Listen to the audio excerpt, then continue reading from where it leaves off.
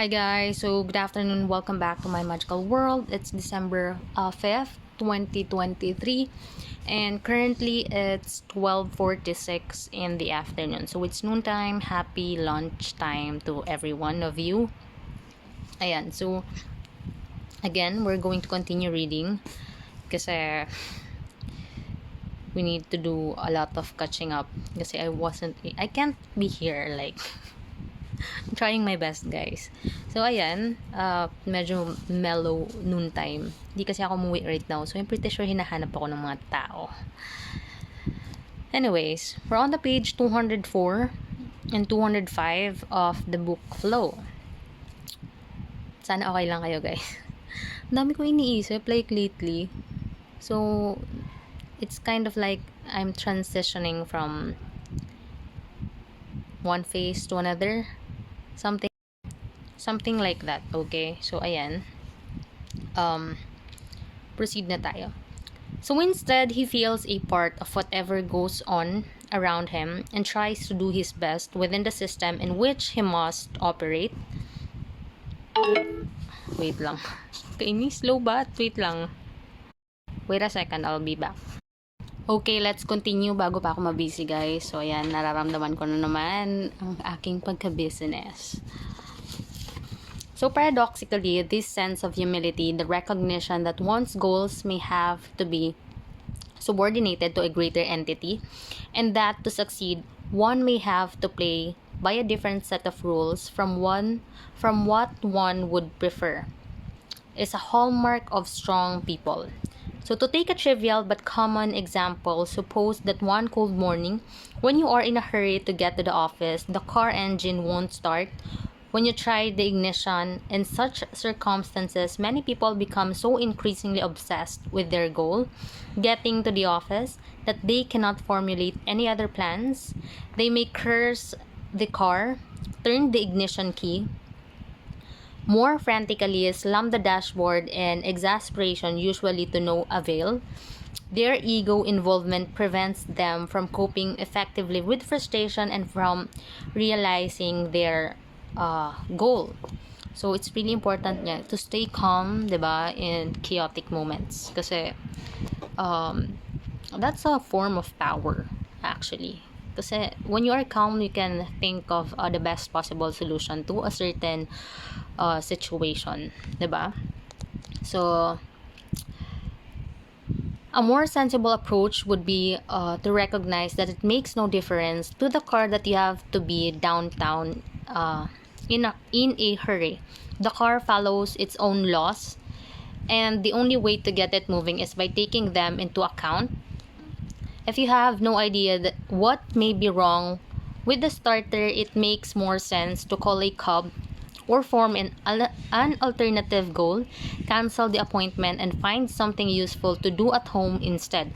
Basically, to arrive at this level of assurance, one must trust oneself, one's environment, and one's place in it. A good pilot knows her skills, has confidence in the machine she is flying, and is aware of what actions are required in case of a hurricane or in case the wings ice over.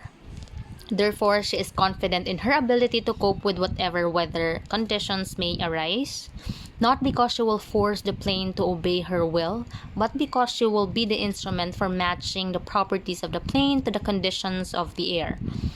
As such, she is an indispensable link for the safety of the plane, but it is only as a link, as a catalyst, as a component of the airplane person system obeying the rules of that system that she can achieve her goal. So, I remember this movie, pero hindi ko guys matandaan yung title. Kasi, I love watching good movies. Pero hindi ko maalala yung, basta yung sa zombie guy na babae. Wait lang, may zombie na movie. Like, it was a popular movie before. Tapos yung girl is like si Therese, basta yun yung real name ata ng girl. I can't remember again, basta super pretty yung girl. Try kong maalala. So, it's a good movie kasi. I would like, I'm recommending it to you. Pero hindi ko maalala, guys. So, nakakaloka. So, ayan. Here's the second one pala. So yesterday we have like a first thing, and here's the second one: focusing attention on the world. So it is difficult to notice environment as long as attention is mainly focused inward, as long as most of one's psychic energy is absorbed by the concerns, desires of the ego. People who know how to transform stress into enjoyable challenge spend very little time thinking about themselves.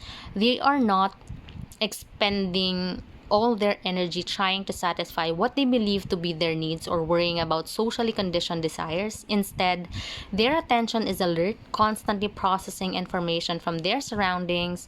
The focus is still set by the person's goal, but it is open enough to notice and adapt to external events if they are not directly relevant to what he wants to accomplish. So, an open stance makes it possible for a person to be objective, to be aware of alternative possibilities, to feel a part of the surrounding world. This total involvement with the environment is well expressed by the rock climber Yvonne Quinard. I don't know how to pronounce their names, So, describing one of his ascents on the fearsome El Capitan in Yosemite. Guys, pag mali yung pronunciation ko ng mga locations and people and their names, bahala na kayo guys. Kaya nyo na yan.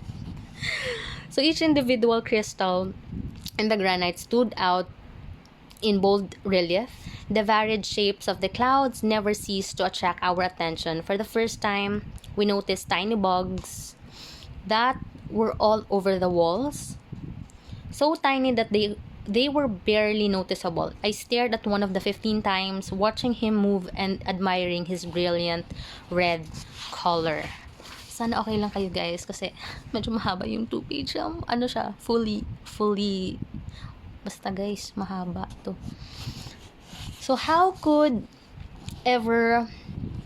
one ever be bored with so many good things to see and feel? This unity with our joyous surroundings, this ultra-penetrating perception gave us a feeling that we had not had for years. Achieving this unity with one's surrounding is not only an important component of enjoyable flow experiences, but it is also an essential mechanism by which adversity is conquered. In the first place, when attention is focused away from the self-frustrations of one's desires, have less of a chance to disrupt consciousness. So to experience psychic entropy, one must concentrate on the internal disorder. But by paying attention to what is happening around oneself instead, the destructive effects of stress are lessened. Second, the person whose attention is immersed in the environment becomes part of it. She participates in the system by linking herself to it through psychic energy. Yan guys.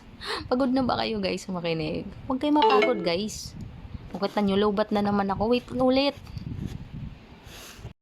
Continue ulit tayo guys kasi nag-work lang ako for a few minutes. Okay, few minutes, hours na pala. So ayan, let's finish this for the last time. Okay, so this in return makes it possible for her to understand the properties of the system so that she can find a better way to adapt to a problematic situation. Returning again to the example of the car that wouldn't start, if your attention is completely absorbed by the goal of making it to the office in time, your mind might be full of images about what will happen if you are late, and of hostile thoughts about your uncooperative vehicle. Then you are less likely to notice that the car is trying to tell you that the engine is flooded or that the battery is dead. Similarly, the pilot who spends too much energy contemplating what she wants the plane to do might miss the information that will enable her to navigate safely. A sense of complete openness to the environment is well described by Charles Lindbergh, who experienced it during his epoch-making solo crossing of the Atlantic. Parang may storyline dito guys ha. Babasahin ko but I can't finish it because we're doing it in a slow manner. My cockpit is small and its walls are thin, but inside this cocoon, I feel secure despite the speculation of my mind. I become minutely conscious of details in my cockpit, of the instruments the levers, the angles of construction. Okay, so stop na tayo dun, guys. So yan, we're done for today. Thank you guys for listening. Thank you for helping me make this world a better place for all of us and for the future generation. Okay, so ang init, guys. The joke lang. Malamig dito sa area ko right now, but ang init sa labas. So please take care of yourself and I will see you again. Bye!